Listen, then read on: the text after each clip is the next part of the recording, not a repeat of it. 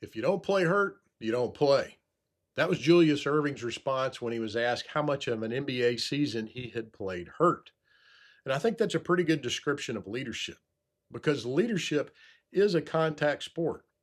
Now, you may not be getting knocked to the floor by a 250-pound power forward, but you're going to take some hits in the form of difficult market conditions, unhappy customers, employees leaving, and decisions that don't quite work out. You're even going to have some unmet expectations probably at home. The hits just keep coming. So here's my question. Can you play hurt? Now, I'm not talking about pretending you're fine when you're not. I'm talking about resilience. I've seen leaders go to two very different extremes here. Some leaders are so sensitive that everything affects them. Their pride gets involved. They take things personally.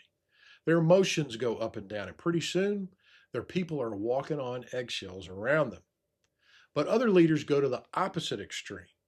They become so tough and stoic that nothing seems to affect them. They have trouble identifying with what their people are experiencing. They wound people and don't notice or even care. Neither one is healthy leadership. Resilience lives somewhere in the middle. I think about a young sapling on a hillside during a storm. It bends, but it doesn't break. And when the storm passes, it bounces back.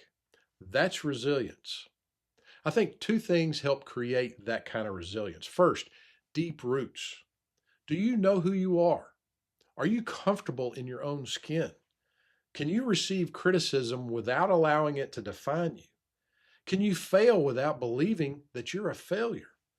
When your identity is rooted deeper than your performance, your position, or others' approval, you don't get knocked over every time something goes wrong. Secondly, you need strategies for managing your thoughts. Sometimes the hardest part of a crisis isn't what happened, it's what you tell yourself about what happened. Someone challenges your decision and you think, they don't respect me. Someone resigns and you think, I can't keep good people. You make a mistake and you think, maybe I'm not as good at this as I thought I was. Those thoughts can turn a difficult situation into an emotional crisis. Resilient leaders learn to pause. They notice what they're telling themselves.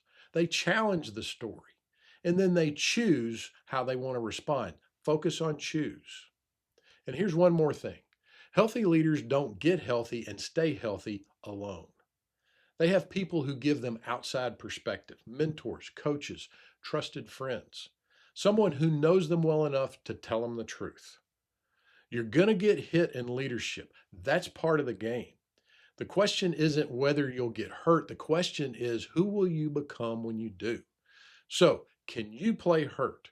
And perhaps the better question is, who do you want to become after that next hit? Feel free to share your strategies to be resilient below.